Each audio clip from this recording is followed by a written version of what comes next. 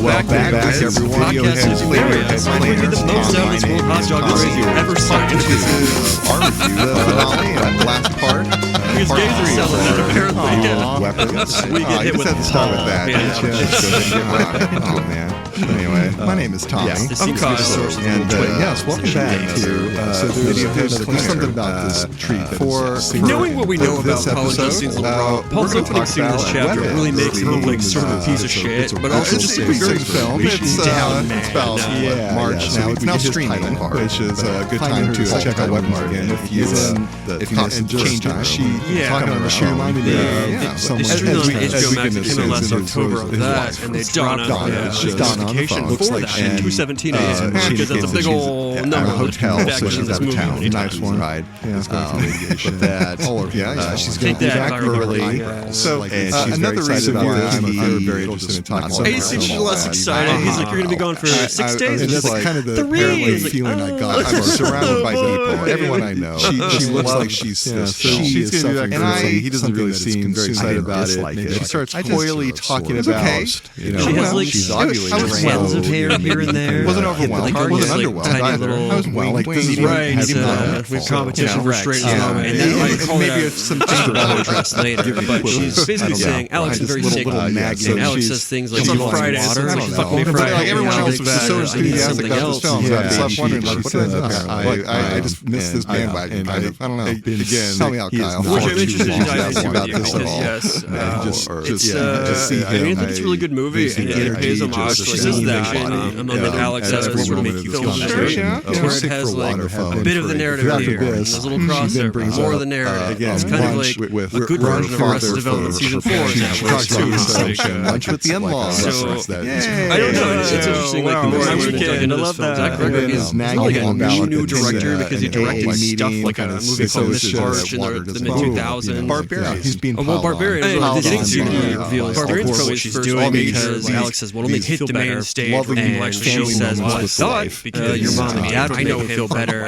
I know the hospital while Dexter learned a ton about. So she said, "A delightful sketch comedy show where I watched him walk around carrying a gallon of pizza." This is where the assumption she would direct a sketch where he would tell people, "All right, I liked your performance, but hey, be sure to tell the parents my dad Gladys's energy went up or the lunch anniversary." And it's interesting seeing two people texting each other. What are you talking about? What do you mean? But getting into horror movies and doing briefly after this, and a lot of other father, in this case, police chief, sort of like Paul's out there a little young, and so Paul cannot get away this is happening at all from this situation. As we even see her on and such, things certain people through, even they're like hair, or basically they're separated. Like this is just telling you a whole report. What happened while you were talking to your classmates, and get the vibe Paul's like roll over that. He's like, I would like to have great film, maybe for me or a space for me. But dad, I come home to you. That was great film at that moment. If you got better, we could step out and get out of my house. And she says, yes, she would. This is my easygoing alcoholic friend. I will do this. Very high-strung wife who has a whole life plan. Bring the clown ass out of my population schedule.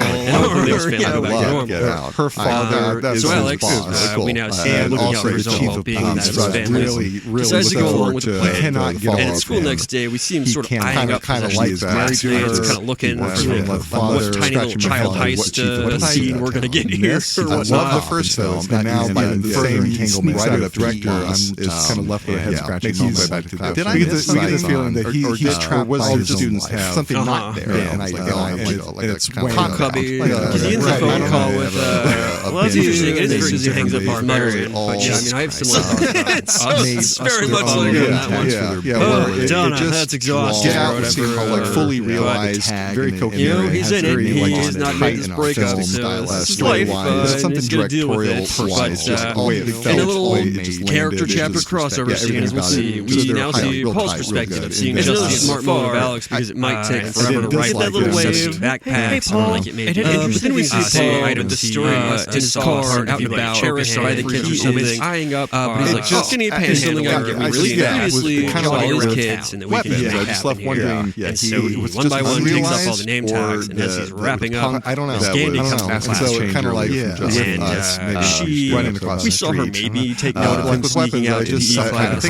She did see it, or at least noticed he was missing, and came back to the classroom as he's like, puts it behind his back. It's funny because there are two things happening on the radio here. One of them plays it off like, I forgot something, I didn't feel like playing. We've rambled about Jay Stussy, who's on this radio, children's disaster. He is much more quiet on this. The other lookout podcast figures and reports on him. Just something about we tend to put more kids. We just round up other homosexuals. Look a little sketchy. And we'll talk about movies. I think I will be able to look at sketchy characters. Actually, talk about film and all this stuff.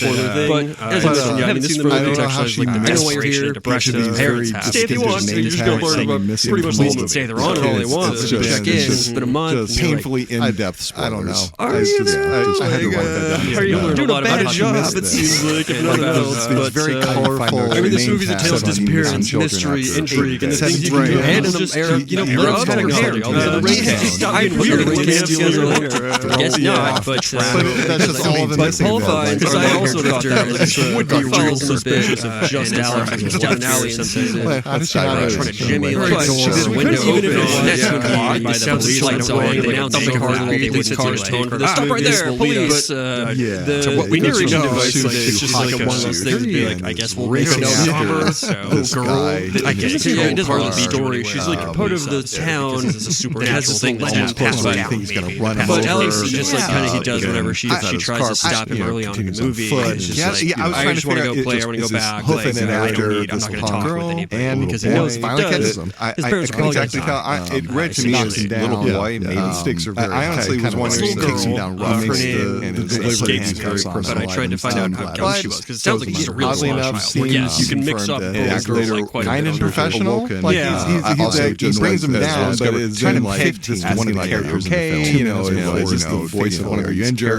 Trying to get a primary character. Cups too tight. Yeah, just preparing a ritual on that. It's not. I have a really funny story though at the end. It's like why this narration so cool in here to a degree, unseemly. But she sets it up well because we're treated to her narration starting off with. This is a true story. It happened right here in my town. His name is James here. And a lot of people die in really weird ways in this story. But you're not going to find it in the news or anywhere like that because the police and people in this town were so embarrassed they couldn't solve it. They covered it up. But if you ask anyone in my town, they'll tell you the same thing. Alex said we're taking a neighborhood where you have weapons and drugs and needles. We're introduced to a teacher who James we see Alex looking Justine door at this point. But Justine, when we find Miss Jenny Pocket, is in fact stabbed by a needle. And at this point, the nicest evaporates and he just clocks the children in the face. Past him. She's in for a surprise. It isn't just none of her 18 students are there. We didn't get a brief visit to this moment where Alex is like a child starts given off a loud.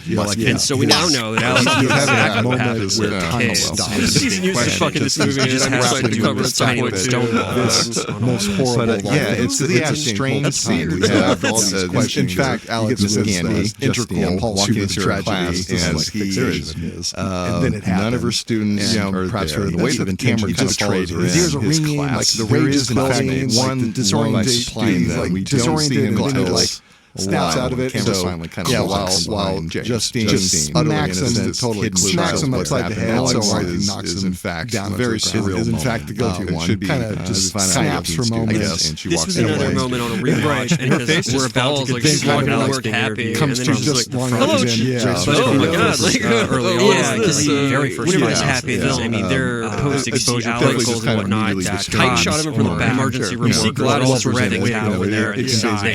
Blood contact. Up on the first because and I think this is the thing with his death. The movie is weapons there with his parents advertising, and so we see Paul like squeeze his finger. What actually happens? Don't go there because he's like, get out of there. Everyone in elementary class seems very sort of like dressed him up nice and I brought him there, and he had a stroke. Maybe so his father said he was like catatonic next to him as Gladys seems flanking on the other side. It's just as far as reaction is beyond. Right, it's not great. This poor little boy. Expectable panic.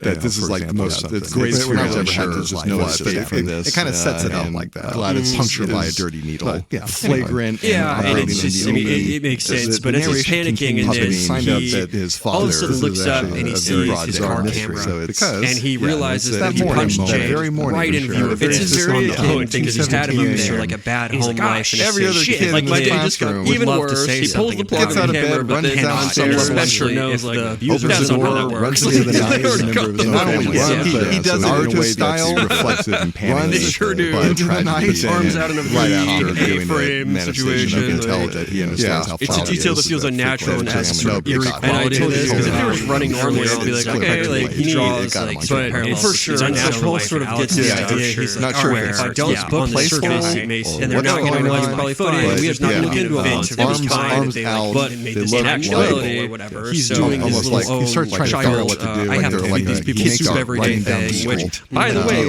he now has to feed if we're keeping count 19 people soup every day, which is forceful. Has to take up a lot of time for one thing. But this first bit is set to beware of I'm not going to arrest you. You're not going to say anything. It has an interesting quality to it. The way I see it is, I wronged you, but you wronged me, so we're going to be even, essentially.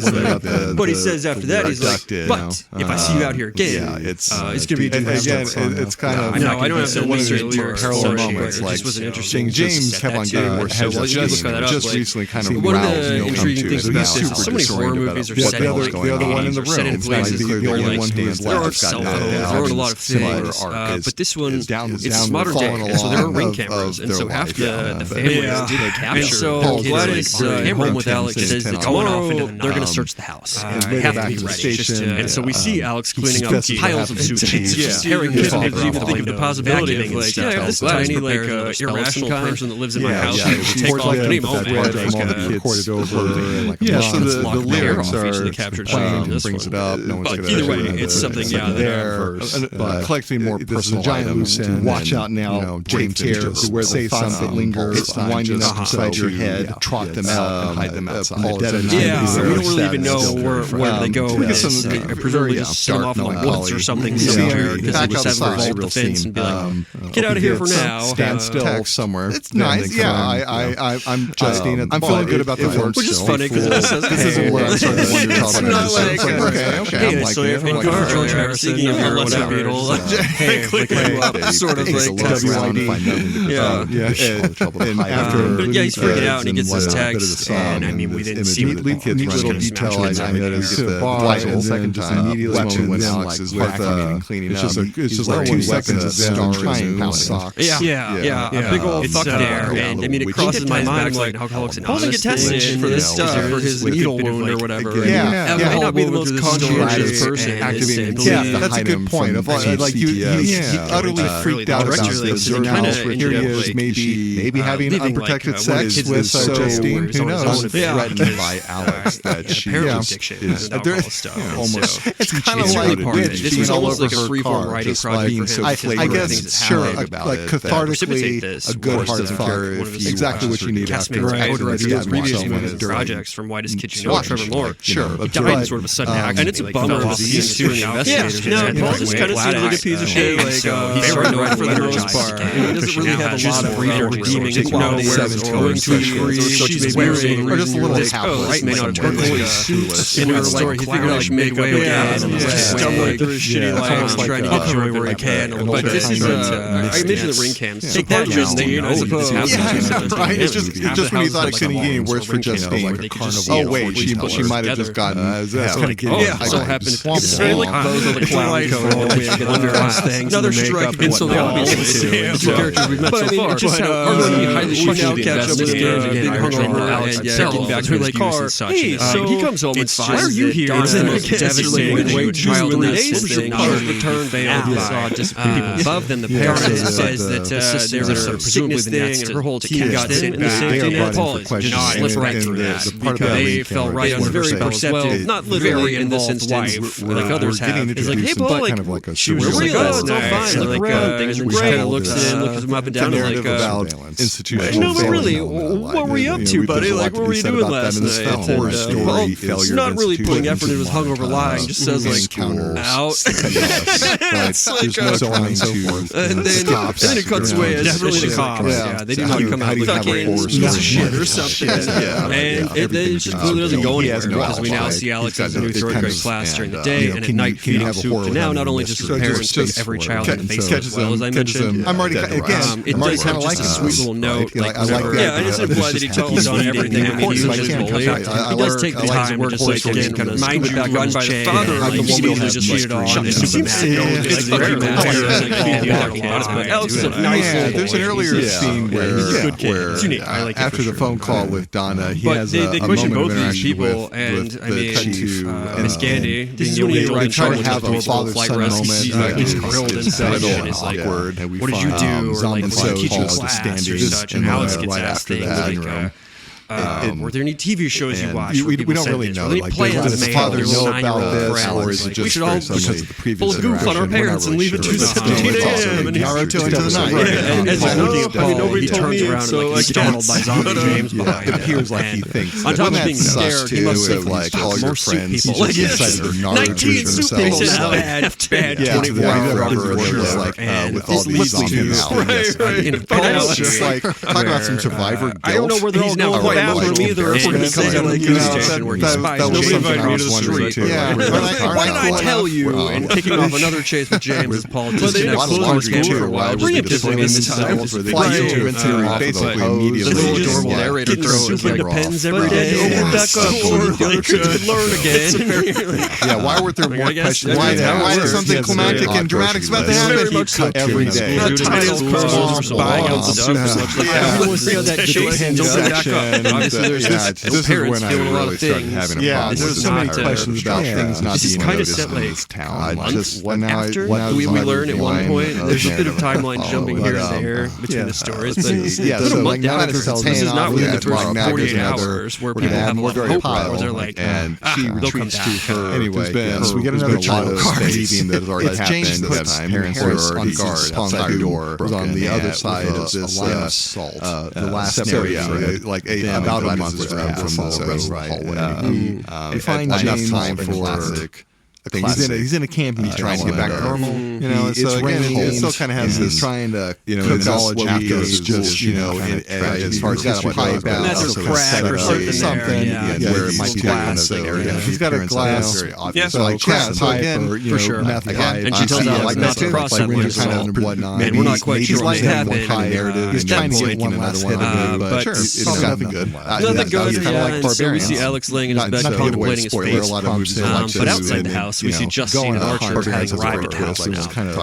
This is after they've survived. I've only ever seen the hospital nights. This is where they go after. So they have like a sort of PTA meeting the night before they're going to read. This movie's really a PSA to lock your car door. Yeah, for sure. They have counselors there because they know when scissors and crackheads might be getting into your car. Emotional. Just to like put a little. What is this town? Like they're so play that if anything. And sure enough, I mean, there's angry parents there. They're shouting. It's funny when he's on the phone with like a sibling. Now very much lying, and this is where they're saying, I got a new job, and like things are going good. So Archer, I need some money to get nice shoes and nice clothes, speeding skins. It'll definitely do our first title card to get back on my feet, and we get another. This is sort of like a little bus story, very dark character by character. It just seems like another show is going to pop out.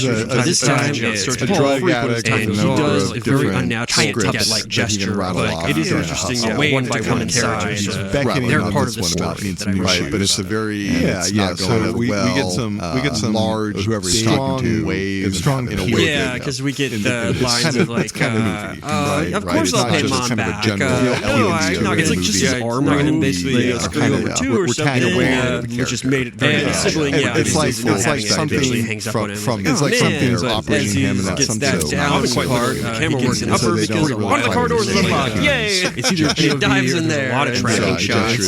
Finds a little girl's backpack for that.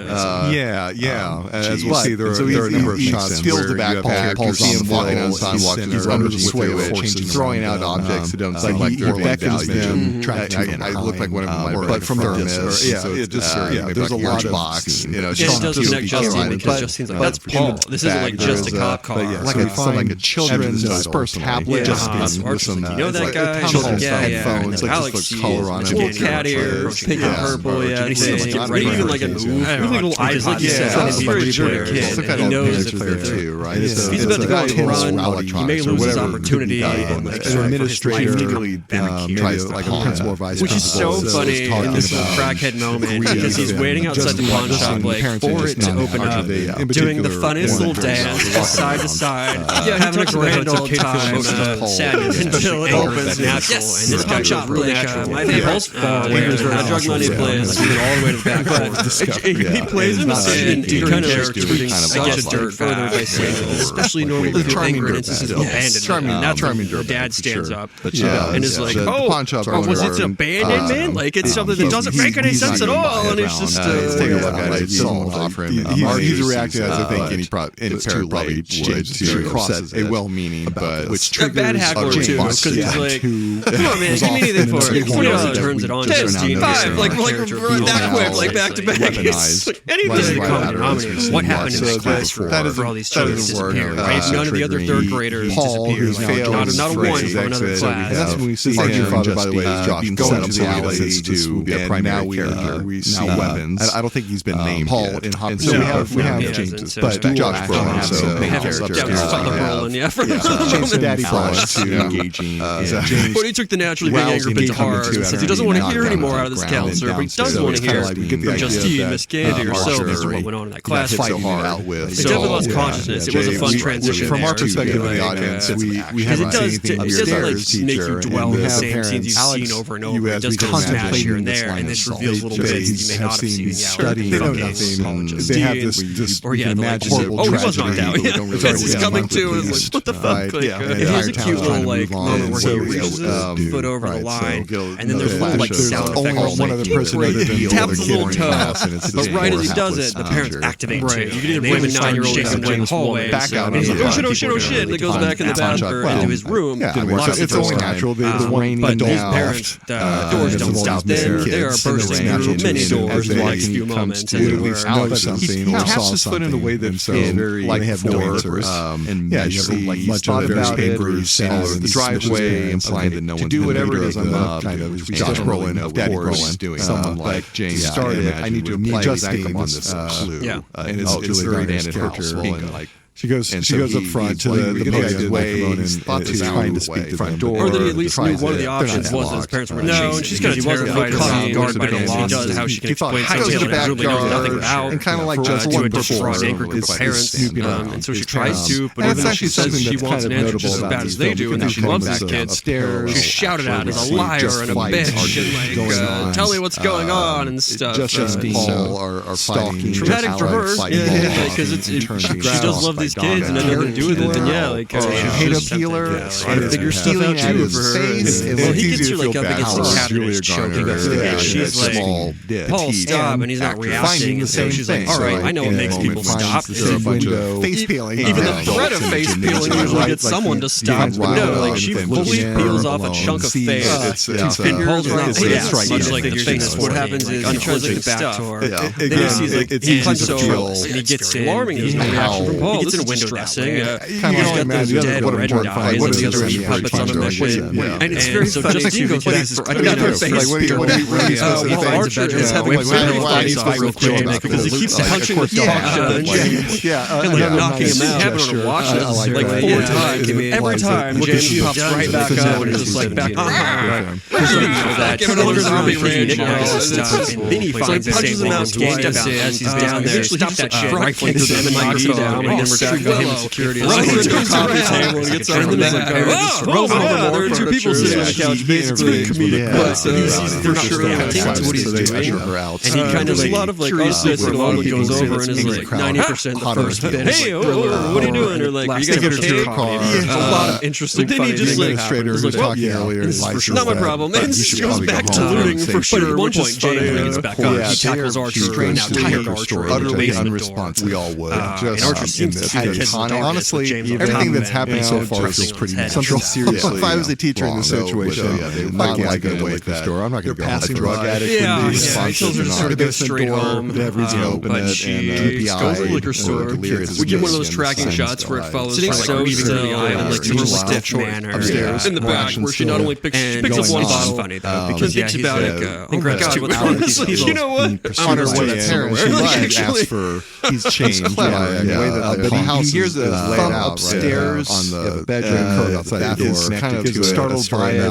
Oh, can I have some spare change? Just trying to buy a bus ticket. Yeah, and then startled two bags. What the fuck? And then I'm gonna keep stealing things. On her way out, on the exact same hallway, this well-rehearsed door. Oh, hey, you have any spare change? I'm trying to get a bus in and go see my brother. Just without the door, and we stairs in a straight line down. Just strategic, and he's able to circle back over to the basement and get to the hallway. So he's going, which then allows him to go down to bed. Little skinny ne'er-do-well that we'll find more out about later. Yeah, this is one of those things where, especially in a second watch, you can see a lot of these things where you're just really thinking about it or what's happening.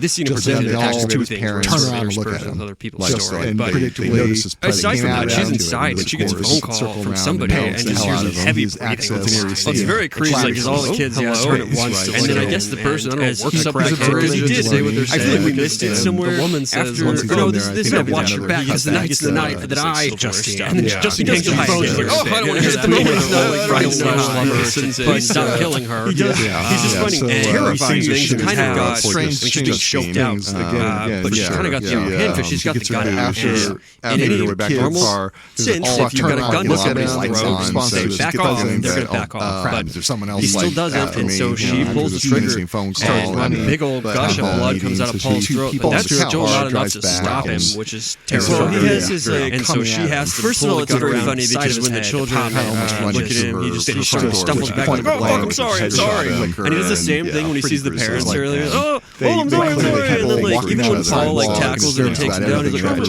"Oh, sorry, man, I work here." Like, oh fuck, like he just does have a very practiced like a routine for being surprised by people scheming her like same way, or just like having the mask on and like, oh, I'm just a good citizen or whatever. Oh my God, I'm so sorry. And she's bad, and she's in the tank. As I've heard of recent Shark Tank fans talk, wow, that was creepy. Shark Tank, she's in there, always gets like spills some silver or something. I ended up writing this next shot where House on somewhat of a the character does because he's focused on picking out sports and stuff. So her heroine is halfway through healing herself with a head and couch stand up in unison together. The doorbell rings. It makes her way out of frame over there towards James. Yeah, another moment where the audience might be like gasped and stuff because all of a sudden she's kind of making her liquor James sees it eventually and is like, oh my God, and obviously given the night she's had, and as they sort of toddle towards her looking like it's on the audience, we see James does put arm upon her and even directly threaten her not minutes ago.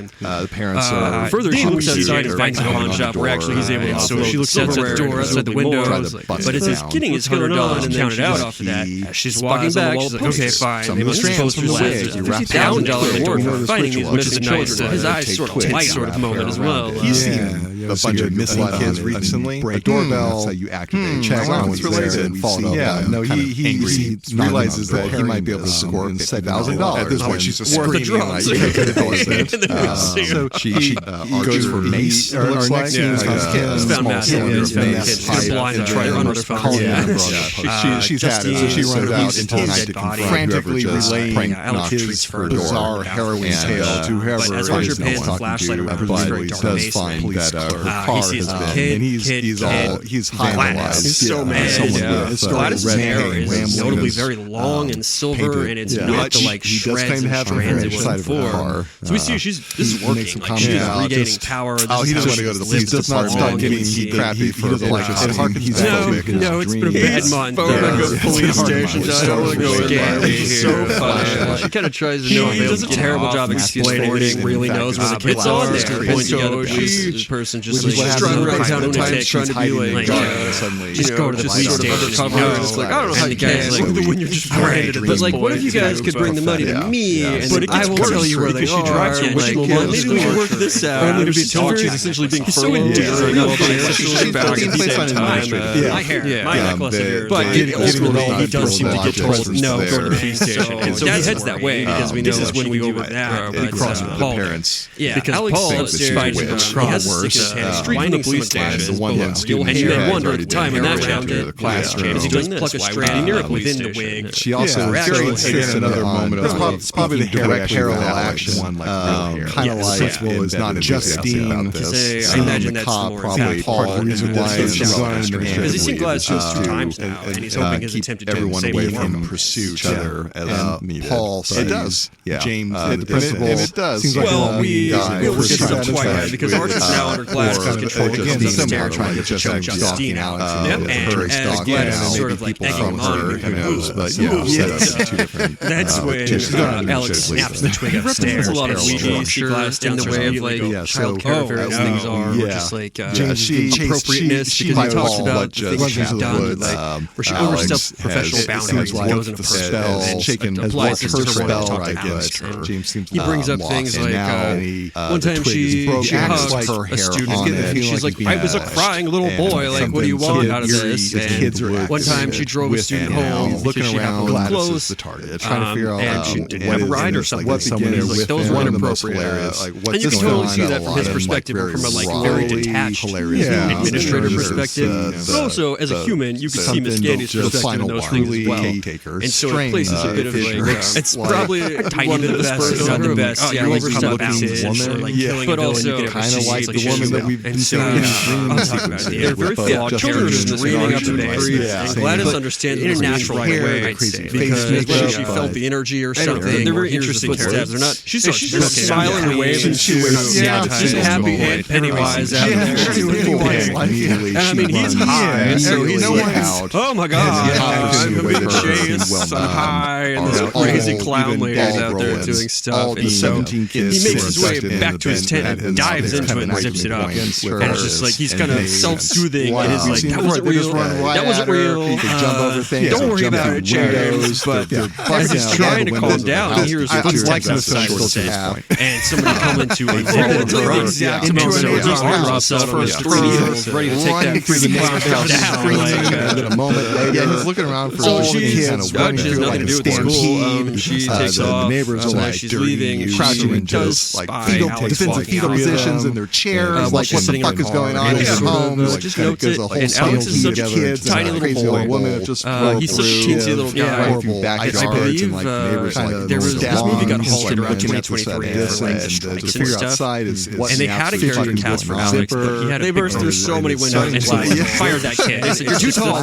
We need a tiny little boy chasing a witch. It's a tiny little thing. Like, it seems like a white kid, you know, to a degree. It's like, and so she wants it's hilarious. Like, the best for her kids. We get a lot of probably shots in this chase. Tiny vulnerable. One of them being the kids like she makes use of a fence and locks it. And so, but the kids like take off piling on top of each other and they wait to collapse the fence down while the others like they rip apart on the side of her car. You get a lot of great POV shots. Poor guy gets stabbed. Like not just one more time, but 3 more times. Seems to be 3 different dirty syringes right on his chin. In the face. Right in the face. It's a face cheek. It's a really wild, very much. And yeah, Paul's obviously mad about this, and then James like is so expecting. Oh, I'm sorry. Like for the Irish Saturday. Pretty hilarious. And so she's looking for the shot. Just having breakfast, mowing their lawns, like freaking out over the lawn mowing guy just kind of like sees from a distance between 2 houses. Yeah, a witch run by. They're going to have a terrible day, and he's just like stabbed in the face with potential hepatitis. But it all does lead into this rear tracking shot. He's pissed, and he like left a shotgun at James down the ground and has to reach her. James is like stammering out apologies, like a normal person using doors. Get out, like I know one of those kids catching her. Call it first, like no, you fucking don't. Quicker ways the window and just bursts through these things. Finally tackle her. She's getting us quick as one of many people in life have received. If I find these kids, I hate these happy tales here. And so we can't solve this. We really don't care. It's not a big deal. He's kind of trying to this is true. Vaguely helpful. This little crackhead, right? Well, I'll I'll do this. See you later. He loves James. Anytime anybody's reported like small checks out his new robbery or any sort of stuff. Even people are asking James if he has AIDS or hepatitis. That sucks. Finally, Bob brought hands into her mouth. He's like, do you have AIDS? Whatever. And then head apart by the mouth. Yeah, she sees. I guess she didn't have kids pulling in different directions. I don't think so. Like, shit, not that I know of. I think it's the quote, actually. Yeah, she's pulling a big torn limb from limb at the same time. She's in a nice house and buying 2 bottles of vodka. She's gives it a whole Mitch every time. I don't like it. Yeah, it's such scary. And so I get the roundabout. It says, "Hey, Brian, do you know anybody that has AIDS?" And Brian said, "No." And he goes, "We've seen those people because you know me." And I'm like, "Oh, God." But as she dies, we hear a bell sound, and it doesn't seem like this is the answer Paul loves. A shit not that I know of. It's not as reassuring as Paul's Alex's parents, or rather. Basically deactivated from their murder state. They hardly get back into the house. But Paul parks out in front of Alex. This isn't like a creepy uncle. And I remember his car camera kind of like he didn't call it for me hug now. He does seem to want, perhaps if this is true, to sort of take the glory, get a win. Paul needs a win from what we've seen. So it seems to come from that place. And James, in his most like polite addressing authority tone, is like, "Hey man, by the way, how do I know you won't take money for yourself?" Like talking about the 50,000. And Paul just kind of stares at him for a second, and then just gets out of the car and closes the door. James like, "Wait, no!" It's a funny scene where one of the family is reconciling this destruction of the home, and is saying like, "There's glass everywhere." Get our daughter to that part at all, and then the just kind of wandering. Maybe you owe him "Oh my God, there's a man in the house!" I was like, "Maybe I'll get that too." Actually, okay. So when Paul gets out, how could this take it any worse? Yeah, Carolyn implies that the relationship, much to James's very high chagrin. But Justine, thinking of Alex first, goes upstairs and tries to find out what happened to him. And this is where Justine finds Alex hugging his parents under text. But Archer, you find out this is a mustachioed man with a name, and it's Paul. We see this all from so Paul encourages him. Stop trying to use a whole sort of ladder system. Totally get a big old blood puddle hard time for you. But yeah, they don't. This isn't going to solve it. I know we're making just a gore fest. James still in the kids are still Justine sort of bristles at this, being like told what to do, and barbs him a little by asking if Donna knows that he's here. We assume, parents are that's lover, partner, whatever in this situation. Even if they are deactivated. And he's shown, but also they don't look like happening right now. Just they're humming Justine encourages again, very much so. And this is where the narrator starts kicking in. This is where Charles, it's the same darkened doorway saying where like it seems like nobody opened the door anymore. Alex stays dark for a second. He literally says like leaves the audience not by chance. I get the vibe she does not like Donna. What's going to come out of her door? He says that, and I think that's fun. And like sort of prove it over the murder rage, but it's not the ending Alex would hope for. I forget how we read it. It's the line, but it just is resolution. They're in a rough spot, but they're not separated. She goes on to say that Alex now lives in another town with a different aunt who's reportedly a nice lady. We can presume she's not a horrific witch. If anything else, it's an improvement. So whatever. But similarly, the children, she says in the narration, were reunited with their parents. It's very interesting quality that might be a little foreshadowing. He's talking about her just done with kind of a simple camp out. Which again, she said in light of everything that's happened. But Paul comes out of the darkened door, much like the mom did, clad in filthy, drags James toward the Lily House, himself in that same way. He does not have lingering. The energy stolen may not return. It might take some seemingly aggressive. And if we were to like in universe suss it out, no problem. There's certainly weapon crags appearing there. We have less energy to shield and sky weapon or to shoulder cover and children dragging. But Justine pushes him again to have one more drink. Perhaps Alex don't. Maybe they do just Spoon does a lot. And so he jumps right to the next scene. Doesn't build concern with intimacy in a certain way. They were just utterly drained, which is why the kids were then taken. One drink essentially, and he's being dragged by his ankles towards the door. In the morning, they're like, "Help me, anybody!" And he's just getting out of again, right as he's getting near the door. That's when we cut. But it's a very perfect leftover something's about to happen. We're about to go to the house and maybe learn about this little child narration. Fuck you, viewer, actually. Looking at him, but at a test screening, without that narration, when it just ends on Max's face, a woman stands up in the audience and yells out, What the fuck? Crazy-eyed, seemingly rabid, and something. I guess we should maybe throw in a little go to work or whatever. Something for the audience to at this point it's pretty clear grocery store. a pretty We need a tie this one off. With just long-term happy there's no ambiguous ending. You can pick that lady. Courtesy. He's going to forget. I don't know if it's less ambiguous, but I guess they just wrap it up. I guess they come full circle. I guess it's kind of drawing Paul back to his car's together. We see their gold wedding ring. I feel for that woman. We start to see very conspicuous about the investigation. So where how work is going. Where Paul says, I have things I really liked about the movie. Justine, the lady, she's in the crossroads of your own list or whatever. We'll start with which Fruity Pebbles you want. I hear your voice. I see her on the phone. Just whatever. It's interesting to children films. I like conversation and not unreliable narrator Justine. Interwoven with other turned upside keeping down. She's understandable. And so as Justine pushes the past and is like, I'm gonna forget this call ever happened. She kind of pulls out something. What are you doing today? Like you're a mandatory reporter. Like don't you have to report this because you know somebody is potentially in danger or a bad situation, like wellness things. And he's like, within the character. come on, Justine. Like, are you really going to go to how these Justine pushes him? Because I think someone we're still in the not happy about the situation. Yeah, she's kind of now need to do some sort of check or some adorable little crackhead.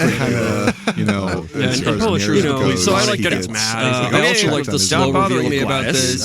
She's actually, I'm not a detective, actually. I don't know if you know that, but like, leave the investigator to investigate. But other than that, she's built up as very spooky entities slowly, and at the end of the chapters, and in a way that was kind of Pennywise. As he tries to, he exits the car and world. I'm very high. With a smile, right as the door slams and he walks up, she goes, it was a stick. Yeah, he seems actually genuinely pleased look in that too. And instead of dwelling on her, the audience is like, right on the next, now I'm going to go to the house and make a house. I will call Alex's parents in. I'll have a talk with them in school. Is that okay? Like, is that enough? She's like, yes, that's good. So he does that. So we find him in school next for his reception. It says his 2 o'clock appointment is here, and she's real weird about it. He kind of like, oh yeah, whatever. She's got. Oh, you think you're being sneaky? Woman with a huge witch on the side of your car. Like maybe normally you would just with a silver sedan. I was kind of wondering that. Mainly, it's actually. Did no one notice? Like, wouldn't there be a crowd? Like people pointing? Yeah, it seems like Justine over there. Like she does. Like she's sort of like surreptitiously following Alex, like keeping tabs on her. In the flesh. And does follow not utilizing children to be like spooky things she was explicitly told not to do by the narrator. He's also spectacle as we tearing Gladys. now she's kind of children often like up the horror factor and like the empathy factor. She's at the makeup is crazy, and she wears such bright colors when she's out like trying to present herself because it's kind of like a twisting of something in authority figures and whatever. It's a very driving motivation. She's like trying to be a human almost in many ways. She's got a crazy wig on. Bring her back with styled so oddly. It's very clearly a wig. The brightest makes things biggest ass like turquoise, like huge circular rimmed glasses. And also her appearance is very gaudy and abandoned. Like flashy shooting is not mode. There are multiple newspapers on the driveway. She's very conspicuous. Not so much her image, but looked like a wig. But even the wig is highly very strange way. That's something I really. She's got drawn on eyebrows, and she has lipstick done in a way to confront Alex himself, like before he gets in the house. But also seems to be done to like make her have speculative lips. Maybe talk to him and say, "Hey, can I talk to Alex?" But nobody answers at all, and this prompts her. It looks like she was asking parallels between to look around the house in the dog. And she finds there a new child carrying a bird that nobody else knows, right? When he goes home, it's not out right there. It's drug house or something. It's our freaky clown that's kind of rocking this stuff, but like, and can't really tell anybody. We now see this is a real person. It's been popping up in people's dreams and in the woods and stuff. There's certain films he calls Marcus's influences. That wasn't one of them, but it is one of them. Who are you?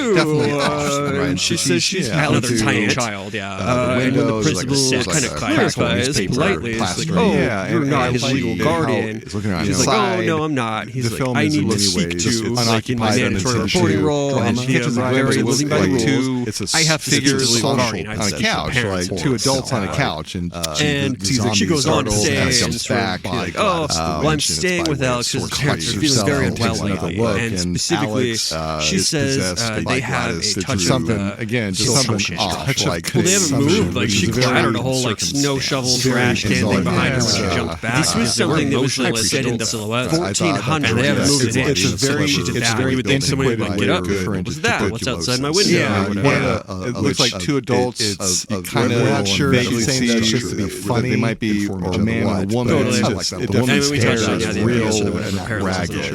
I think this went out of a style in like the 1920s or something. It was well done. Again, something off. Just like the house. It's a very interesting double entendre. I do think we find more eventually about why the second one could mean Gladys and what to do this to form an animalistic mob just like chase down an old she's using full speed, like you said, with destruction not only being allowed but like sanctioned, encourage all stuff, and then just tearing this old woman apart. So I mean, we had to be just in her car right because it's so antiquated. We're talking to Mark as the principal. I would hope that who's clearly incensed Justine to not follow his wishes to stay far away from Alex, and is like, you did what? I'm sorry. Like, what are we talking about? The exact opposite. You stalk the boy to his home, no one wants coming. Yeah, like so. You know we're about to inflict upon crossing in a professional house here. But she does point out she technically did interact with Alex. And she dramatized like being technically correct for what that is. Exactly. Didn't settlers on the board. So not Marcus though. It is almost leave this child alone. And then he says he'll do the courtesy of forgetting this phone call that took place essentially. So he knows because I like you. Portrayal of that character is great. Oh, jeez. He's the best school principal you could hope for. Gladys is just very. While we talk about casting, kind of the 2023 strike did more than change out Alex's actor. Yeah, so Pedro Pascal was going to play the character Josh. They're inaccessible to call me the principal. That's how you do story. He was going to play the role. He just keeps going on. He pushes me to play it. I need to talk to the parents somehow, some way. We're not because there's been a report filed about wellness for Alex's house. Another good actor, Gladys seems to get nervous and like glances over. It's like a red cat item she has in the office. Seeing a guy named Tom Burke.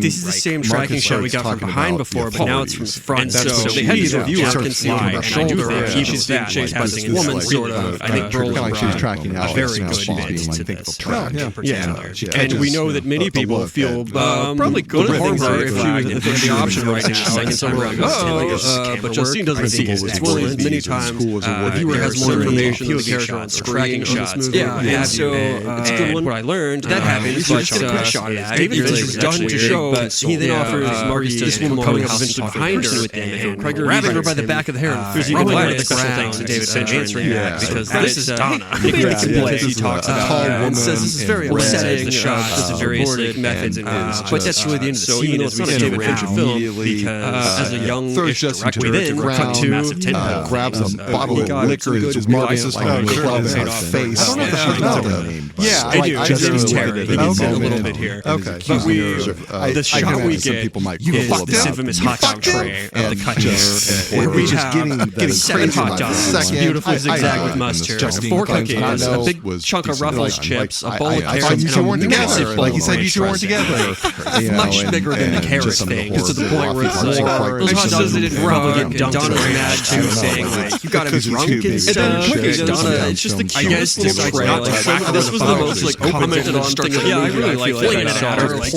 And it's kind of a reference to whipping it at Justine as she's screaming over and over. Look at what you did, friend. Look at what you did. Very funny. There's also a lot of sketch where the audience knows something stretching his trying to tease out we're not really on right now. We're on a break. Hot dogs to eat a day.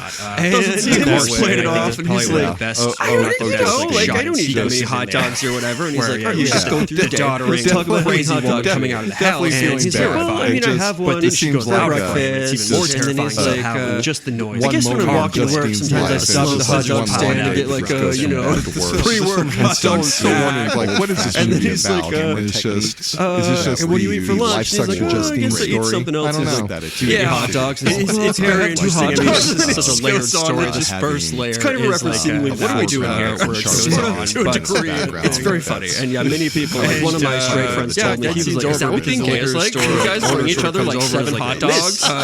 Don't do that. Sometimes. And then he jumps to Justine, who's busying herself, again, drinking herself to sleep. Yeah.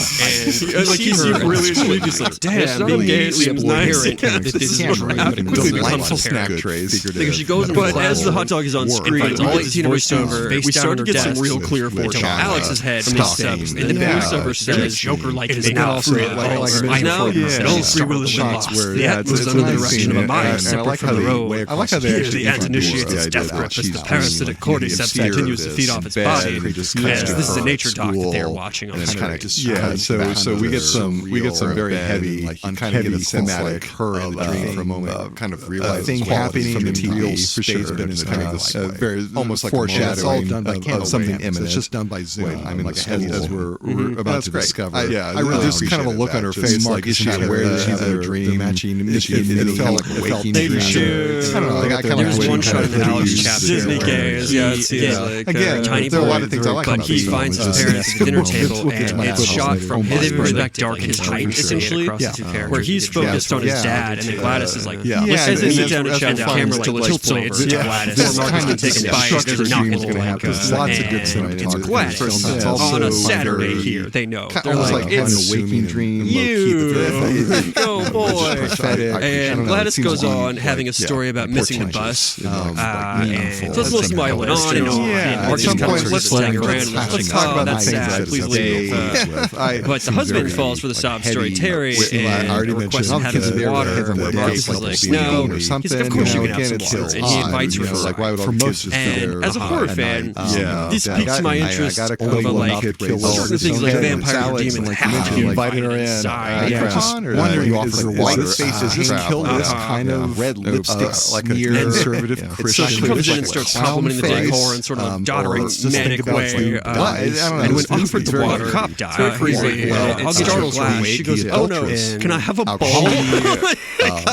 the most like psychopathic, pretending to be human sort of way that takes them both aback. And like her performance has been great. I grew up in the Southern Baptist Church when I was but she kind of like frail down at the door, and then when she's invited in, she immediately perks up, looking at this terrifying clown woman up there, and you're like, "Oh my God, is this a dream or whatever?" And we don't really get an answer to that. But yeah, there is a terrifying clown woman on her ceiling. Something very happy and for real, bubbly. The adultery wasn't not strange. Practicing homosexual. They got the or just all uppity woman still asleep. And at this point, they are the ones. Whatever the hell it is that's on the it's like let's talk about who doesn't die. Screeching heterosexual final girl. You only get to see it for a moment. Heterosexual male kind of reads this just maybe just honestly so the audience it's like almost for the audience to like realize that slasher there's certain ones who are going to die last, but final girl is she wants to resume the conversation from yesterday, and so she's been thinking about it a lot. So we wake up about it morning and she Monday dog shit out of crack. Actually, it's talking and she's waiting for him on the route home because now she knows the route home. And she wants to. I don't know about there's something about the she manages to get in. It's interesting because laid out like that on paper. I mean, you're absolutely right. I'm not. It seems like you would comes up like 3 times. Essentially, she starts to very less and less on trying to sympathize with him on. You know, the final one she for sure. So next was this. Now it's coincidental or whatnot. I have to go. And then she's like, "Hang on, buddy. Like, let's talk this film." He turns around and goes, "Writing, don't follow me." And then she runs off into the house friend into the dark. Died of a head injury. She's getting. There was a lot of head wound and injury things in just about every death. I think all of them actually, because the 2 gays lose their head. Marcus headbutts one to death. There's still something going on with head. It's been destroyed by a car. And she's been talking. Paul gets shot in the head out of her back. She has a little thorn stick. Shot point blank. So it's very interesting to me, and like, did that happen? And Justine didn't like that shit. Obviously, or not a poem or whatever that this didn't go at all the way she thought it would.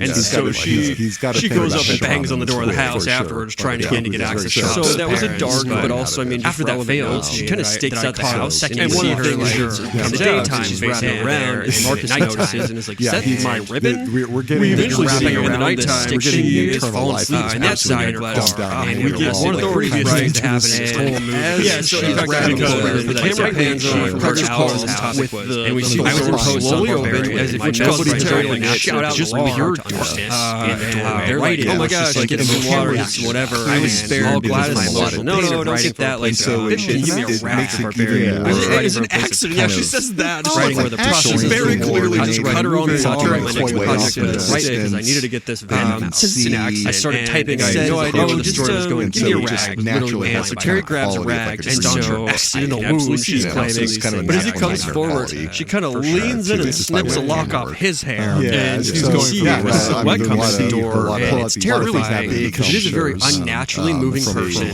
It's a woman with the crazy hair up and about. And she's like, I feel like dark chocolate hair, like a startled doll. Oh my god! Terry's like, she cut my hair. Crazy bitch. She cut my hair. I was just very upset about this. As she's processing this, Marcus moves to call 911. But before he can do so, he's activated of sorts by Gladys ringing a tiny little bell with her walk. You could get rid of all of what seems like everything about them in her hand.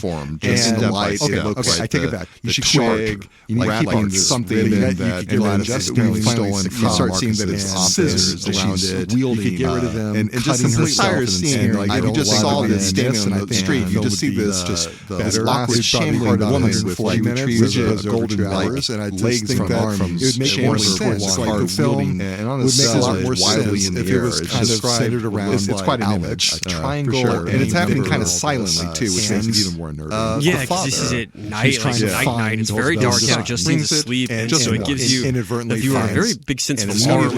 Like, oh no, Justine, you're in danger.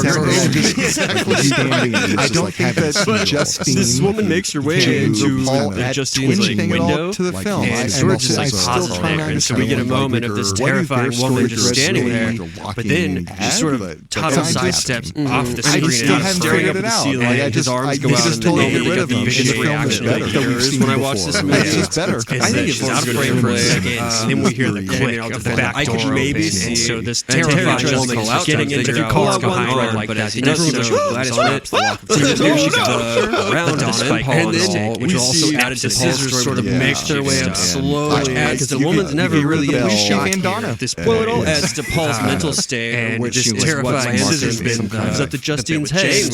What is going to happen here? He wants to stab her in the neck, and then all she does down, a little snip, get a little lock of hair there, went in without backup, because if he was in a good place, hey, she's call him a cop friends or whatever. So I do think if you tie on one thread, there's a lot of pull apart, but I can see how you could maybe make her just part of Archer's story to a degree. I think what hands around his throat, throwing him to the ground. I don't know why she wasn't just killed at this moment. He's racking it off, and holding Terry on. Everything that starts falling apart is based on the characters that I think pukes out some I could hazard a guess at that. Yeah, I don't know. Here's a very elaborate sense of the very. It may have also sounded like a big gulp type thing. It looks like she may have mixed like liquor in there too. I feel like I don't really word out loud. That explains why she was so. It's one of the Icor. That actually makes more sense. But I think in that this is what I wrote down for the black. This will happen a few times. Like the scene there, like you're really into it, really invested in this movie around. That's terrible because he's trying to do a relationship. Okay, now we can start talking about when I was starting to think vomits the black horrible stuff in his face, and then he just starts to head the hell out of it. And at some point has to reconcile. It's clearly like we saw him. Like fuck, I did this. This is kind of like what ends up happening with James versus Terry. And now we see why his face was so covered in blood and why he looked in the state he did. This is where I started feeling like this was too. He was fine. He wasn't like the antagonist of all this. And so Paul has to. I just don't see it done. It's very unique. It's like Gladys in the background, sort of just like calmly putting her stuff back in her bag, normal, whatever. Or just PTA meetings to regular all the way in the back or whatnot. And then I don't ever feel like you're on the edge of your seat, real hard. And it's like, but you just like you took it away from by the fifth or sixth. We're on to something else. And so and I felt more happy. We can talk. If I had to pick one, I would want and also logic to it, or at least to a tweet. And I remember, like, just watching the second time, and I remember feeling this like causing it deflated the tension point, and so I'm just wondering. There's so much great tension there, and then like all of a sudden, like a tension they're in the film canceler. Like, but then why does it not want to tip its hands to die? What I'm saying, or wraps it around the largest piece of I mean, I don't know. Like there are plenty of reasons we can guess that this is the hair snip from flesh out of the theme. Anyway, we'll come back, Marcus. So we have a film that's about this every time.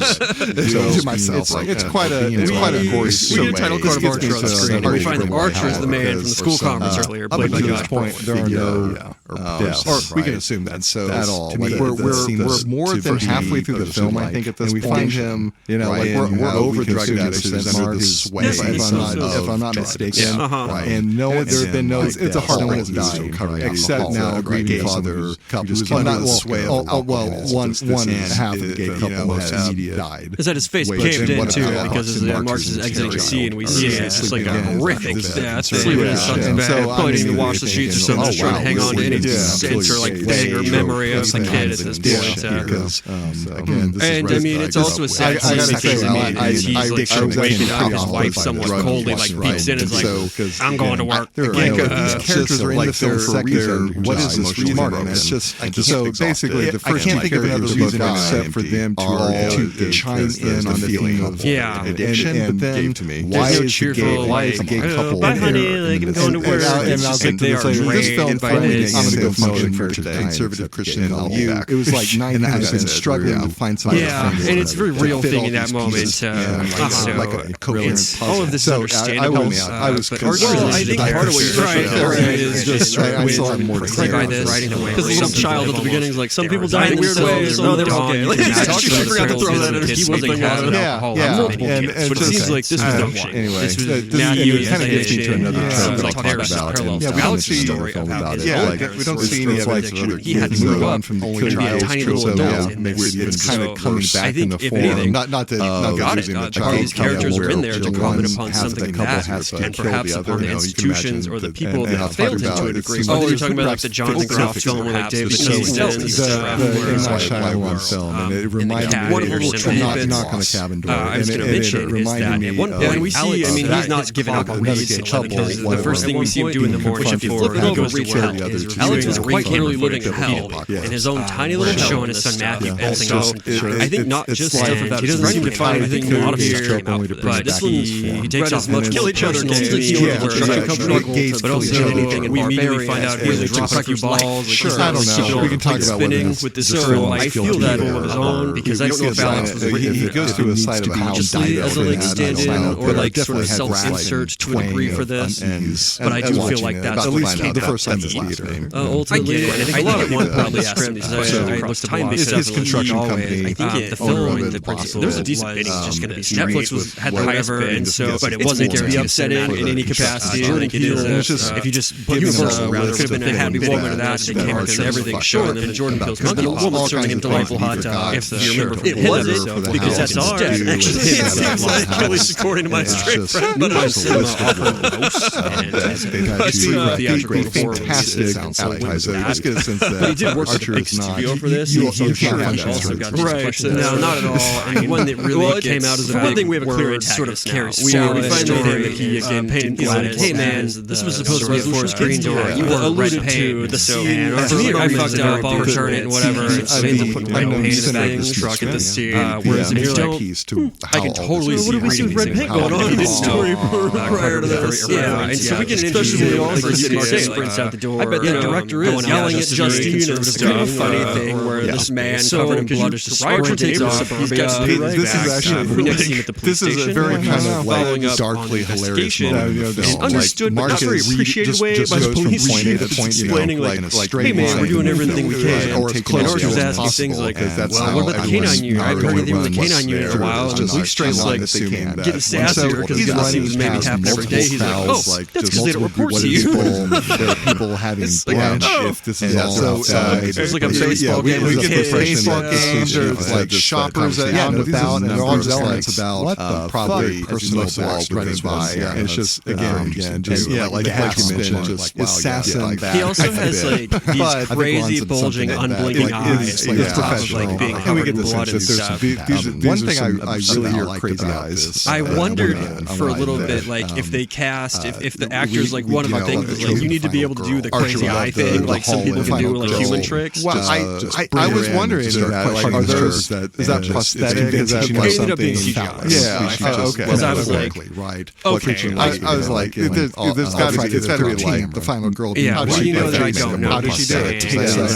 For sure. And I was fine with that. Okay, doing everything we can. I've seen people do that. I like the Matrix. Watch this. Same thing. Like, oh no, push those back in there. Archer, back in. Pushes past all these sentiments and is like, well, did you know she had a DUI? And did you know she was let go after he runs inappropriate conduct in the police chief was back at the gas station? Yes, but that was another faculty in the continuation. There's really funny stuff that happens in this show because he's very convinced it's her. We go through the whole scene. The control and the manipulation out Archer. He dispatch him in the parking lot. Archer runs inside the gas station. She's innocent. We've talked to her. We know this. Justine asks for help from the clerk. He seems to think like, what could she have done? These children left of their own accord. But right as she's like weaving through the thing, we've been trying to get to a back door. And again, just the element. She seems cornered by Marcus, and he's about has her dead to rights. I like that element too. Out of frame comes Archer tackling him through one of the refrigerator glass windows that are all over convenience stores.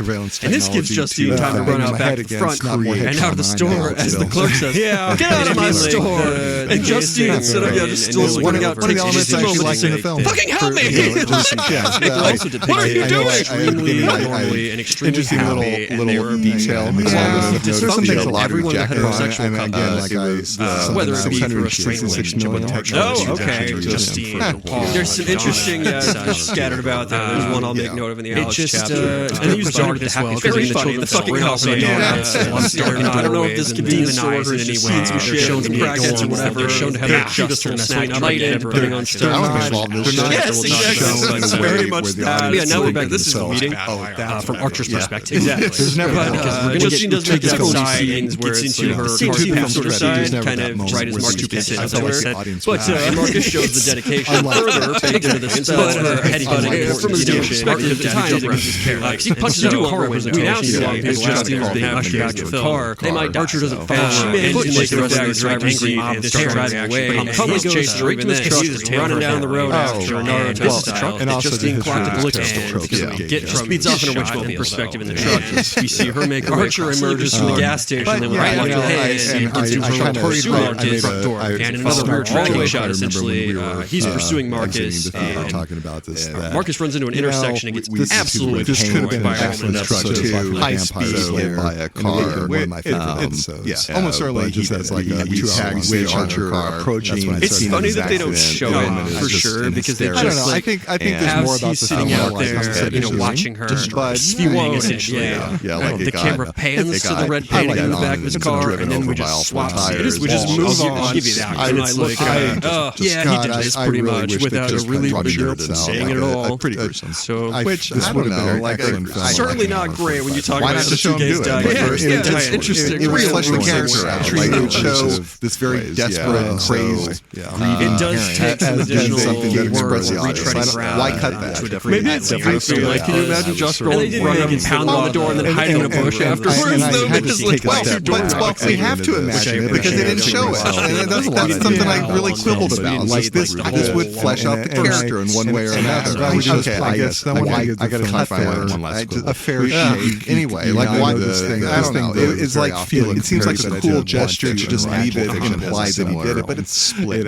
Also, maybe not. I don't know. Maybe show it. It's coy. It's very not of this current filmmaking. I think you live so more of the like like if you're playing your Steam Deck or you're on your iPad, like you wouldn't catch this. It wouldn't be like here I am painting on the car, saying things out loud, like they make the Netflix people do to be like or second screen. So it's interesting. Sure, I guess it's both. This is a backstory. It's an older film tactic because of that. Like you got to pay attention a little bit at least. Trying to appreciate media, but we pick up with Archer because it goes away after that pancake linger. Now he is during the 90s survived that such a and there's a real time for again kind of gay representation. And the split narrative really it's a moment where it works to make that happen. Right, the narrative know if he's so many narrative and the killer gaze trope. It's notorious because of the storyline because of how awful it is within his way. Really, that because of how prolific it was. It was it's still if we just take all filmic media and we count how many times could have the same story without how many times they survive. And that's my problem with it. I just don't think oh wait, got a lot of catching this movie where I don't like again kind of like just saying earlier as a Pulp Fiction story it's just for a moment a bomb a realization it's so rare to have subverted it too. Like I forget the name of the film that was on story hanging out in Vegas Archer recently, but on screen was a movie where Israel called out. Seemed like murky darkness. This is a movie I love because the black gay man survives. She's the final girl, but I honestly think that the way that and I just turned that on its head because Night of the Demon was like Dario Argento film. I think I've never seen it, so I can't confirm that. But it was subversive for that because the black character was, and he would have to be gay as well. Exactly. Fell for two reasons. And so that movie was like a retort to that. Sometimes push. We joked about repeatedly, and it's just on still to this day. And so I am back in front of his house to this again. It's kind of like seeing himself sleeping down. I probably could have done a long way.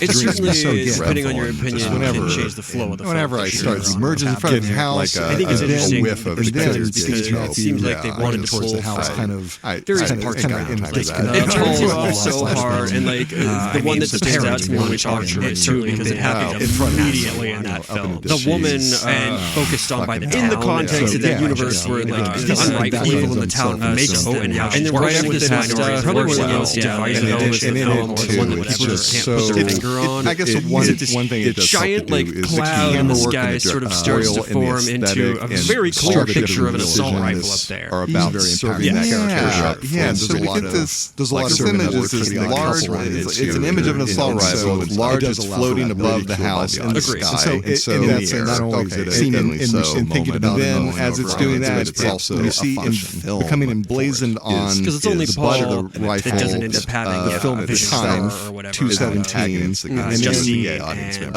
numerical font that's reminiscent of the old. A lot to talk about analog. Right, or like an old digital logo. Whether that's because Paul and law enforcement are so detached from this and they're so off base. I mean, it's very understandable. That's why I say again, it's not that I say that to make you feel old. You've got a decade about on me there, but it is an interesting point because I was around in the 2000s. A bunch of don't come out shit, but also I was a very sheltered. The parents they didn't read at all. I was not allowed to see a lot of things or a lot of stuff. I just the cops. I haven't figured out what exactly I was always on like I don't know either. More stuff on this and people just catching up on it. They keep assuring people that even the director never see them essentially. But interpret that how you will to a point. And but it's just the one thing I could point out. I'll notice that was shitty. But maybe this is just what straight guys dream of. Like he's a very masculine man. Maybe he's just like I mean, as we even know, just dream of assault rifles popping up in the sky. Hey, somebody vandalized. We are now in the hospital. Maybe what I say. That's not what we do here. After there's the third cop who was seeing Marcus guns in the car. And it touched on the police brutality that had on them all the answers he needed. Hunter masculine, like Archer, but then we see this thing. All the heterosexual audience until please let us know. I'd love to find this out. Cargo shorts, assault rifles. People too. We need data on this. They have they're trauma bonded so much at this point. Is it so because you don't recover from this, are just being treated as fucking weird, and like goes up into the house in the waiting room, hands over, and he sees a drink, and they figure blankets, and they walk outside together. It's Matthew. As you trust Matthew is very likely cast off of Justine for Archer. Kind of live together. Talking about well, that was crazy. That was a weird thing to happen, right? And Justine like thanks Archer for saving her. Archer kind of downplays it. Well, what else could I do? No matter my kid. I mean, we see through these actions. He's a good guy. Like he's just a very. I don't look like he was just emotionally outside whirlwind at the moment. There's still the honestly overall I thought it was a good film. Will you ever see this child alive again? It's just always just pending. So I'm getting better like weaving my trivia throughout this movie because I don't think people just want a big dump at the end or whatever. But in terms of these two the number in time for 17 we'll talk about. This pops up several times. Both fans have tied this to many things, and he recognizes him as Matthew's the main character, or like most recognizable character. Fans have tied it to the character's like wrapped up in a kid's blanket. It just doesn't read as that to a point. So not even just 2:17, but being at 2 p.m. or at 2 comes up a lot. Al's dad was supposed to pick him up at 2. This equation, like each other, maybe I mean every other the room in The Shining.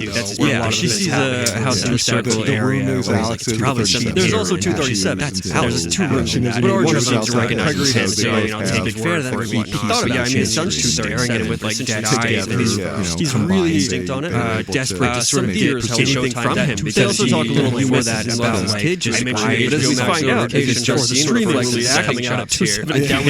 Wildly out of market. Just people as stars never do never seen it. The best bit about Archer kind of and he's trying to say one of the original sorry couldn't say sorry couldn't stand locked on Justice sorry couldn't say as a child and then he's trying to be quite moves on to sort of say in a way that these came up heavy-handed. I wish I would have children armies going at it with times with stuff switch apart. I always wanted to say I felt it in me all the time and she kind of reveals without fully revealing and didn't say there are lighter details about that. I wonder if Alex made more figuring it out. I mean, it even informs more of his character and why he has or if he just would have like weird gun probably not even all the time in the world to fix this. It really is. But anyway, I do love this story. What the fuck, woman? Like they had to go back to the drawing board and be like, all right, fine, we'll put it in the same film without that narrative because it doesn't really point to anything clearly.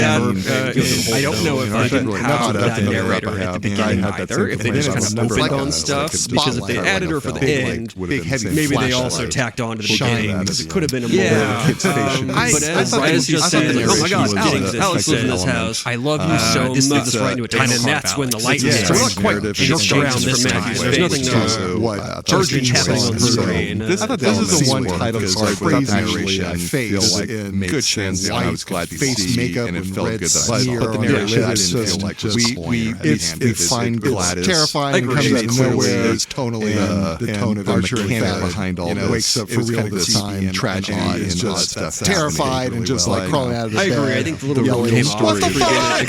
Scoots in the corner. You can trust your audience. You can easily lose them in a way that I would such a human and normal. The real part just happened to him to be like little interspersed card cuts explaining this is a time travel story. There's my people similarly sort of down like and then all of a sudden this terrifying clown. A lot seems to be at the heart of it all. People being keep ending up in this house.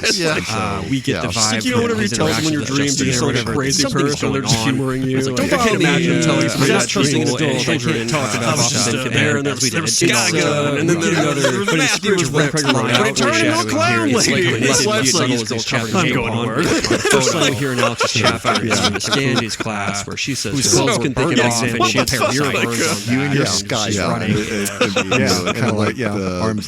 Can I go a day without hearing a documentary that Nelson's classic watching about ants?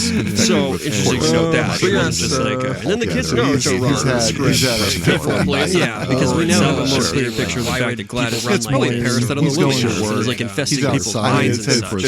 Because it talked about how the ants were being controlled essentially by something that wasn't trees. And he knows between and we see Alex being bullied, albeit a little feebly, by a boy when Alex like, stop it. And the boy just follows Alex going, stop it. Stop it. Boy with long hair. We see a lot of characters Matthew. This little prick is Matthew. This is Archer's son. And we see that perhaps maybe his father could have told him he loved him. Yeah, maybe he should have. It's basically the basic layout and structure. So houses, but also antenna, like some towers as well. And makes his way outside. He starts carrying just like a science project. A little diorama. There's a community like that. I love a diorama. It's the funnier live that shows when Shirley's like, my kids make way less dioramas than I do, and they're in grade school. From his house acting to that antenna, he draws a line. So he draws with diorama. He's outside. He's waiting for maybe the parents can pick him up. Right. He's like, what if? I guess Matthew didn't change direction. He sees the direction he goes. Axeman. And also, Axeman or if he was running this way the whole time, where might it be? It was Axe, but like it's a weird thing to. I don't know. But it's pretty cute. His little nickname. He asks him about his day. If he kisses these supermodels jokingly to get him to open up a bit. Some dad joke. Oh my God! Yes, it wasn't funny that he has one there to be like. It's just very funny. What would a man do to have access to this giant map of houses in the like city or whatever? Because you're like, I bet that came later. And like this is just a Alex's mom. In some ways, what can he do for a career to have access? Yeah, Alex knew her dad or ever. I've never met her. The writing happened backward from that point where he realized why does he have this map? Probably because otherwise it's like we don't want to show a man having to go to City Hall and file an information request to get like a map of something and like left wondering. That's too boring. That sucks. It just occurred to me because for like a half a second I was like, why does he have that's his job? And I was just like, I guess that's clever. Construction of a way to have that going on. I think there's a whole bunch of stuff you could layouts and I mean, like, and so his line on the map clearly wants more information. Maybe they're just knock on the door. They're taking care of me to clear the house, like, in the line or whatever. And so, how long is he gonna live here and stuff? I also had a kid disappear, but they make it home. And so, my favorite dad joke knocks on the door, and when they both woman, they don't open the door. 3 movies excited. He says to his wife, "Hey, I found a kid. They don't see this. Be a great time for sure." Like, get the sense that not only does she know him, he's very cute and sweet about it. Is over him. But she's a very good, interested mom, as she asked about his day and asked him to clean his room. Very notably, I'll call out in these scenes. So these are very well-lit scenes, and they have a long time. There were 170 plus children on set for like the school scenes. So they had to have like child labor coordinators to keep kids engaged when not filming and stuff. She seems very but again, I imagine that the child labor coordinators also just already prepping these kids and be like, all right, from just we're gonna go tear this lady apart. That he is, here we go, kids. But in this moment before the tragedy has one of the things that is going to tie into the prequel is that originally it's very golden tone. Obviously, there's no newspapers up on the windows. She had a chapter devoted. I call it out, so maybe she didn't like it before. And this is likely what's going to make it is grieving herself. But Alex is because it was interesting reading in there. Unlike she's actually played by Sarah Paxton, who is Gladys moved that Gregor. It wasn't like carrying a big pot. We were the villains, but Archer asked her to see the footage of the witch. It was a super messed up thing, and so she says she's not. That was the parent gave kind of like, I understand about Gladys or dad's and goes to leave really bad. We're not really out the house in a drug place, and very like I don't know about the toxic masculinity. When the husband comes home and she asks him a lot to see the camera, then this husband happens to be played by Justin Long, a fun horror movie alumni across a lot of franchises and films like Tusk, Goosebumps, or Jeepers Creepers. Well, what happens is what happened in the last 4 children this time frame. So just because she wasn't doing like horrific sexual crimes to them or something, it was based after he leaves. Maybe I'm like he's walking down the hallway and he sees Gladys door shot. So he's in here. We're leaving in a way awful red wig on the stand for one. One of the things he's talking like waiting through something terrible to happen. He told Amy saw the shot plant by the window, and as he pans his vision over to see Gladys herself, you can pick kind of going up her feet. Option 1, Gladys as he reaches her face using dark magic. She's looking directly at him. Startles the boy. He does fun things here and there, like starting dodge. Option 2, Gladys was a non-human creature who was using her martyr and many decrepit, old woman there. But it looks very scary too. But also a little bit. He also has a vibe of like he kind of like Archer like recoils a bit, like maybe Archer's like kind of bullied him to a degree. And so this again, Alex like really talking shit on Archer's house in school. Man, fuck that guy. Be forever. When do we get rid of that later? But Dad's like, I don't know, man. Like, we'll see. Probably no more than a month. He talks like what happened to my previous family. Like she's old, she might die, but he family A before Archer very slight. Oh yeah, because of generations. So we're taking a class with Alex. Archer's son continued to be a little dick. Justine says pencils down on the test, and that's sort of right around and shoves the pencil into Alex's head. And so it's so funny of a scene because as he's watching the ring footage with Father Justin Long, the wife is just sitting there, arms crossed, clearly pissed at this. I think that's a takeaway. It's a humorous setup for sure. Later in the day, they're going over the footage of Bailey from she's most known for that. Yeah, she was in 4 whole seasons of that. Just from there, Archer's able to nobody shows up. Lean in later, Archer went there. Insight. She actually, she runs off. She does have a long-time actress. Fantastic. Eventually, just has to walk home. It's maybe not. He takes a long way. He walks all the way back home. Actually, in a very specific. I'll go through a little notes I have on some of these. I'll touch on Zach Carter first as director. He's a relatively new director as far as public consciousness goes, as I mentioned. But he's been in the film industry since 1998. He gets another date first like writer. And so it does take sort of because this are 2 different parts. He co-wrote and co-directed with his now housemate area searching. And so I was introduced to that. And so on his way to investigate partnership and stuff, driving around, kind of looking at his house and stuff, he sees Miss Gandy turn into a gas station. Right out of his 8 director, very clearly her because it has a witch on the side. Miss Marge. Yeah. So why no one at the school noticed that she was stalking Alex? I don't know. Previously titled Self-Suck Saturday. Some distance away, driving in the other direction. And a short called The Civil War on Drugs. which is actually sprinkled throughout the 5th season. Maybe a lot of people just don't know that she's driving a witchmobile right now, but he sure does. Mine said put it there. So 2013 talking history. That way put it out in 2011. I don't know if at that point he decides, you know what, I'm just going to run a gas station to confront her because what's the worst I wish I could pick up Barbarian and he does that. He confronts her and insinuates that she's the problem while interrogating her. I just started pushing back a bit. She's like, what the fuck, man? I know, I'm sad too. Don't yell at me. Like yelling at PCB guys. Understandable. She's probably been confronted like this a few times. Maybe tell me more about this one self-suck Saturday before that sounds awfully like a confrontational. Seems like something I should know about. The Roger has some Roger jokes. Right. I don't know why. Some of them, in Trevor Moore's Diversely, Gladys will often say he died from like no incident or something. And I'm like, she's talking. Oh my God. I feel like even I don't know exactly everything about that. In an objective sense, yes, it's clearly threatening her with his presence and his attitude. He's found his way to doing iconic roles over his career. The way he's trying to explain it is that first credit role he has, Coke, she's the problem. It's like he's trying to say that she's at the center of the problem. Was he one of the kids? He was like one of the older brother. This is a film. So already a great star. And as he grew up, he was on TV a bit, but mostly his applied to trade and feature films. Yeah, very notable movies are very high already, but No Country for Old Men being Justine Khaki played Thanos in Avengers Infinity War, and now running massive. Like the children were running. He was in both of these movies. He was in Tarantino and Roger. She's got a hand house. Just real bloody and disheveled coming right. And so Gladys tells Alex, this is where they're fine. They sit down at the table. He played the younger version of Tommy Lee Jones and Men in Black. Concerned about his father. He actually played George W. Bush right in his face to be like, Dad, wake up. And he also has played at least 3 other comic book characters. And the Marvel side, he played Thanos. But he played Cable.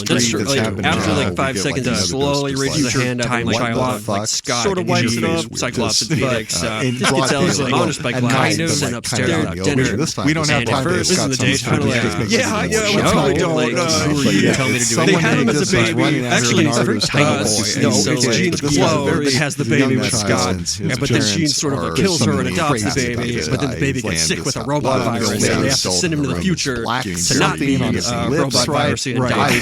And they decide to play her with like a massive gun and shoulder pads and all sorts of stuff. You should be running fast. You have to read. But on the DC side, he plays a character called Jonah Hex in the Jonah Hex film, which is like a cowboy. What's going on? Yeah, this has happened to him. But I think it's close. We see it as Marcus. He's not a big part of like the DC like playing against Batman and Superman, whatever. Yeah, and it's just like I don't know, interesting like rabbit animals, like Gladys is like grasping or throws, strangler to death. It would appear.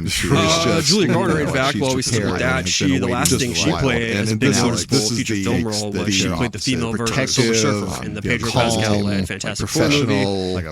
Principal. She's only been acting since 2010 to wither some of us dust as well. So there we go. As we Colin Rash now being able to play Alex. He's obviously a very young actor. You would think he doesn't have a lot under his belt. Choking her, and then this kid was in like 61 episodes so far of Days of Our Lives. Gets 2020 to 2026 does in that moment a little Turner research show running as like one-off episodes like The Rookie, and she's stunning, Chicago Archer, kind of like 19. It's weird. I know. Marcus starts crawling under the car. American Horror Stories. I wrote down this kid's parents and age putting this point of work in a way that seems like he may be the main breadwinner for his family. It's like a 9-year-old. Yeah, he's Charlie's parents' tactical decisions because he's not twin. They begin. Alden Ehrenreich plays Paul. His first acting credit back in 2005 was an episode of Supernatural. He's mostly known for their own faces and creatures in movies. However, his one big movie role, I did not recognize his face from this movie, is that he played Han Solo, the young Han Solo in a Solo film, where he's like a shaven, twink-looking Han, but it's only incredibly different rocking his convinced face holes, or at least gaping neck face of this gold. Wow, okay, now you say it. Yeah, I can see it. Yeah, wow. Right out of the scene again. What a mustache will do. I know, this seems crazy. What's going to happen? Oh, it's going. Just can't stop them from audience stuff. Benedict Wong, who plays Marcus the Principal, he is most known in recent years for playing a character named Wong in Doctor Strange movies where he originated. In the MCU wider in general, he's been in Avengers stuff, he's been in Shang-Chi, he has a very funny appearance in She-Hulk. He just ends up hanging out with this incredibly ditzy chick who calls him Water. He tries stuff. He also was in eventually Gladys Strong's Body Water, now demonstrating twice. This is sort of how you end it, how you end their sort of murder range. He voices a character, one of my favorite is to Ryan the Last Dragon as this big burning warrior, but he's a very prolific actor. He's at 95 acting credits. This is going to be something that is recurring. Is Gladys Amy Madigan, if I need to touch on some of her bigger touchstones, Field of Dreams, Uncle Buck, and Streets of Fire. She's similarly been acting for quite some time. 1981 was her first credit. I knew her. She played like Meredith Gray's psychiatrist in like a 9-episode arc of Grey's Anatomy. He is paying attention to what 20 seasons into that show. They leave tiny breadcrums about how observant and smart and problem-solving Alex is. And last but not least, I will call out Austin Abrams, who played James. But he does. I think he did an incredible performance on James. Doesn't tell anybody. He's a very sad boy, understandably. A great job in that. But he also even darker than before. Now he plays a guy up over the windows, and he starred in a musical. The house has gotten progressively darker each of the last 3 scenes. That's just one of the funniest things I've ever seen. Where he puts on the most homoerotic satire, things are normal, holding out for a hero. It's just gotten worse. It's just like transcend represented. That would absolutely recommend you watch, even if you don't watch that show Euphoria progressively. It's so fucking funny, and he just sells it so hard, and it doesn't look like him at all because he again he lost a bunch of weight for the film, like kept it off even throughout the strike period, whatever. He wasn't one of the honestly kind of like his parents, just lifeless, just like there's no light inside at all. Cool. Very good. Let's see. So back home, I think we've identified some good gay and straight moments. It was bad the day before. Let's see. None of the lights in the house were on. And find any more? Of course, the windows are covered in newspaper. We got the hors d'oeuvre tray. I think that's what I have. Is bring your husband 7 wieners or whatever for you both to share.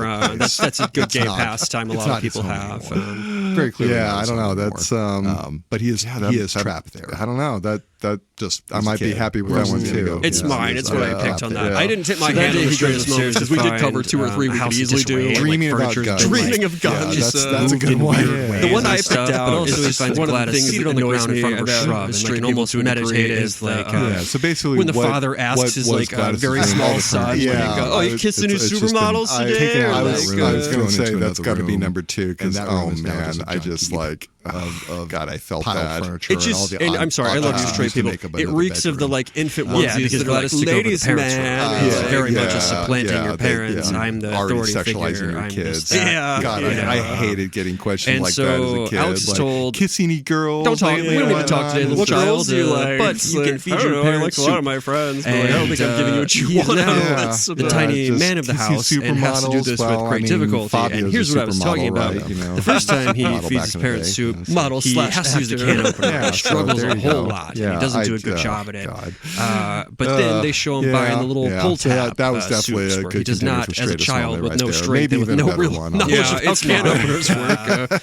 I don't want to do that. So he learns. You see Alex being a smart child who learns. Some good choices on this one for sure. Some of these movies I have to reach these days. He has to feed his terribly catatonic parents soup, and it's a bummer.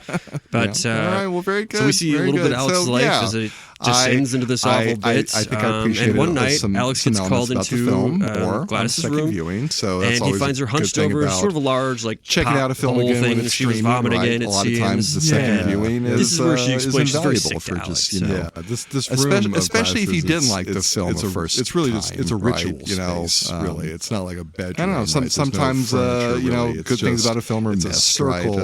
There's some things about the film I agreed with the second time I watched it. I don't know. Sometimes you don't change your mind, but you get a better view of it. I like the film. There's a lot I like about it. There's a lot in the writing I liked about it. Right, it's the wood is very Amy Madigan's performance is very good. It almost looks like No, highly recommend. Almost like ebony, for sure. Like it's if you haven't checked it menacing. I liked it a lot. I liked it. Tree. I guess I'd say more on a second watch, just because you do pick up a bit. There are movies that you just feel more to show from a distance to not reveal that to a degree or a lot of this stuff. But yes, this seems to be the source of the little quick changes the perspective on it, or you can appreciate perhaps the layering more if you catch things you didn't catch, especially in a narrative like this that's intertwined and such. The second we're getting to the end.